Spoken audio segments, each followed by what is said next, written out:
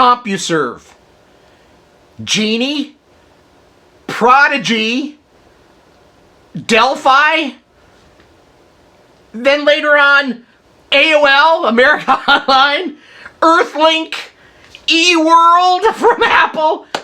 Howdy folks, TJ here. I have been reminiscing this morning. I was actually trying to think of what I want to talk about in my next TJ Talks. I'm now on the Crash Radio station, and every Wednesday at roughly 11 a.m. Pacific Time, 7 p.m. GMT. I call it Galactic Mountain Time, but it's Greenwich. I think Galactic sounds better. And it may not be every week either. I'm going to try to do it every Wednesday, but I was trying to think of something to talk about. And it was about 5 a.m. I'm in bed thinking, because I know I have to get up, and I was starting to think, and all of a sudden the word Genie popped into my head. And not rub a lamp and a genie comes out. Genie was an online service that I was part of back in the olden days. It was after getting stone and a chisel and chiseling news on a rock. It was after newspapers, so it's a bit archaic, but it's still in my lifetime, so I find it still fairly modern.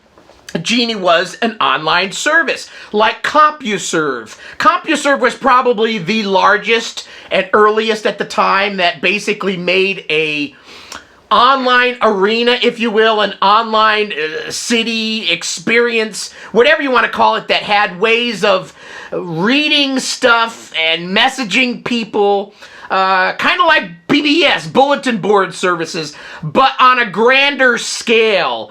And the memories from those days is just wonderful. So the main four that I remember, and there's other ones too, but CompuServe, Genie, Prodigy, and Delphi.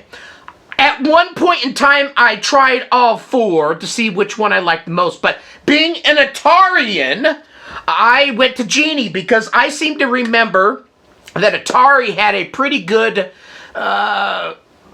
place there at Genie, where, if I even remember right, Sam Trammell from Atari, with the president at the time, I think even was on Genie and would basically type some news or notes or whatever you want to call it, or be in an interview. I seem to remember Genie was the one that I really stuck to. But all of them had a similar thing. You basically connected via your phone, and then you could read information. Stuff that we take for granted. Is it granite or granite?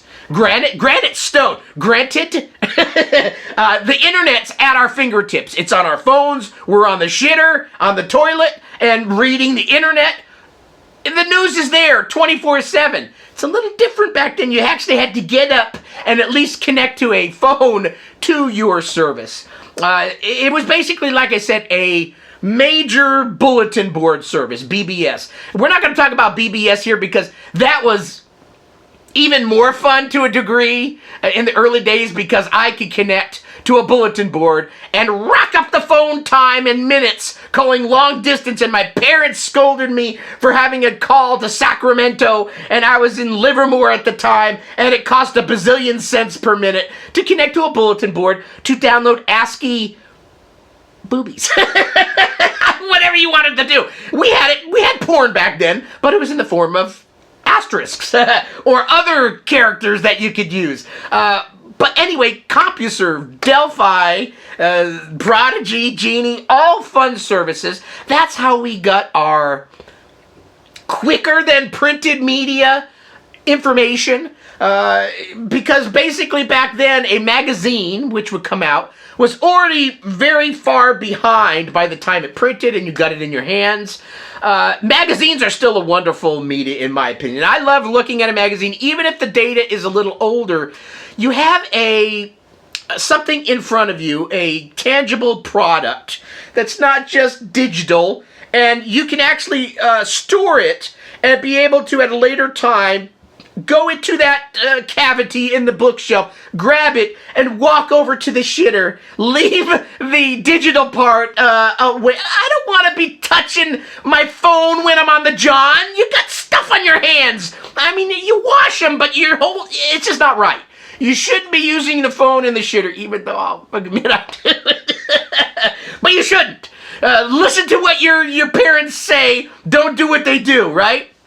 Anyway, these services were wonderful, and it gave us more up to the minute, up to the day, up to the week, whatever it is, information on what was coming. So for Genie, I would log in, and Sam Trammell would, or whoever, some Atari. There was lots of, Phil Hartman rings a bell for Atari. He was one of their, I think, early marketing guys. It's not Phil Hartman. Phil. Is it Hartman? No, that's a comedian. I'll remember it later, but it's Hartman. I'll remember it later. See, if I had my phone on me right now, I could Google it, and I'd have the information. So there is some benefits to having a phone, but just don't take it into the shitter. Anyway, Phil Hartman. So where was I? So you could get whoever was at Atari at the time would come up and say, hey, we're working on this, we're working on that. And it would get your juices flowing because you would get kind of early information a little before the printed magazine would come your way. Then the magazine would come and it would have pictures and other stuff and advertisements that made the whole magazine experience pretty fun at the same time too. But getting text form on a downloadable site or readable site, you could go there, you could get up to the, we'll call it, like I said, they would probably say, oh, Atari's going to be on Friday night at 7 p.m. Be there or be square. And you would basically log in and get information a little before the printed magazine would come out. So a lot of fun, and I love those services. Once in a while, I'll go through an old program that I've purchased or is in my collection, and I'll pull out some advertisements that are part of the cassette or disc or whatever, and there'll be the periodic Genie and CompuServe, Prodigy, Delphi, little advertisements in there that would say, join our service. And it was a pretty fun time. We're talking about the 1980s, 1990s. When the 1990s hit, then we started moving on to the little bit bigger America Online experience. eWorld, which was Apple's service, which I actually digged. I was on that too, and I became an Apple head because when Atari died in the mid-90s, basically, or a little earlier than that, I moved on to Apple, and so I enjoyed the eWorld experience. I probably still have an eWorld floppy someplace. Hopefully I didn't throw one away. I just kept it for the posterity. Is that the right word for it? I don't know. Oh, my nose is I got to sniff. I'm going to sneeze. Oh, anyway. So yeah, all these things, some of these words, like Delphi may mean something to a younger person now, or Prodigy, because they're words that mean other things. But in our time, 1980s, 1990s, they were the internet. If you want to say that, then they weren't the internet, but they were the internet for us. We would log in with our phones and dial up and have a wonderful experience, come back with news before the magazines would hit, and it was a fun time. Nowadays, like I said, you log onto the internet, it's at your beck and call every second of the day. You wake up at 1 o'clock, can't sleep, you grab your phone, you're on it, you gotta go to the plunger room, and you take it with you.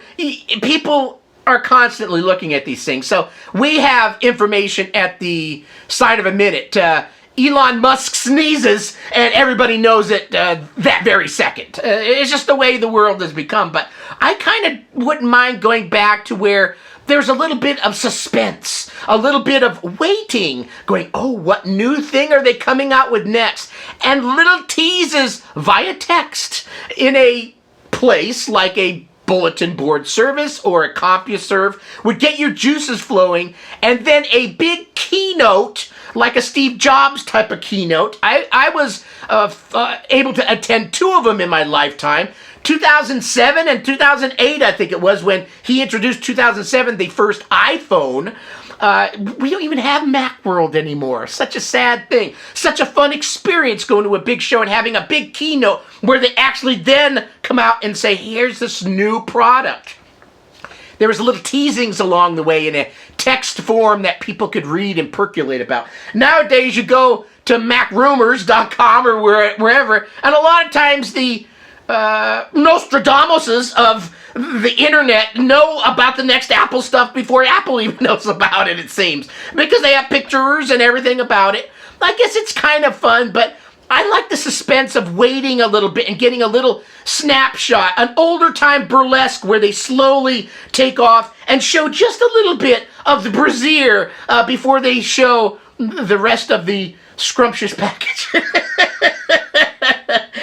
Ooh, okay, so anyway, Google them if you don't know what they are. Well, so now you got to Google it, because where else you gonna go? You don't have an encyclopedia, do you?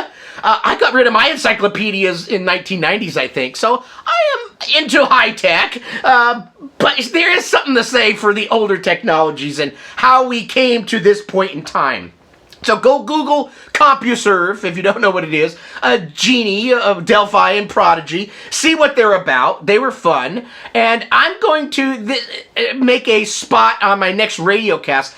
Today, by the way, today is Wednesday as I'm recording this. I have my second cast on the Crash Radio, which was all about Valentine's, because I recorded it on Valentine's Day. So it's about a week late, but there's still love for the rest of the year. Well, at least for February. I only love people in February because it's the month of Valentine's. After that, I don't like anybody. That's not true, but it could be. Anyway, yeah, I needed to come up with an idea, and I wanted to talk about some of this older tech that we use to get news. And those were some of the wonderful times of the 1980s and 90s. So check them out, just for the heck of it. Go Google CompuServe, for example. Did you realize, I think I Googled it this morning while I was on the job, actually, and it was like 1969 when it was formed, I think. That's early, CompuServe, but I only remember the CompuServe of the late 70s, not 69, when it came out initially, or was a company that started percolating this way of serving data. Anyway, thanks for watching the video. Now I've got to record my Crash Radio spot, so we'll see how that goes. Thanks for watching this video. Go Google CompuServe and check it out and reminisce about the olden days of these major bulletin board services. That's what I'm going to call it. Major big bulletin board service, not just TJ with a BBS. By the way, I have a friend, Eric Lamb. He had a bulletin board service on a Commodore, I believe, which is pretty cool. You think about it. So bulletin boards are bitching. We'll maybe make a video about that down the road, but today it's all about the big boys, the CompuServes, the Delphis, the Prodigies, and the one that I think I like the most, Genie.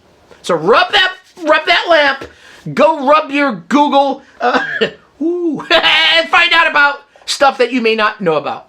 CompuServe. Check it out. See you later. Bye.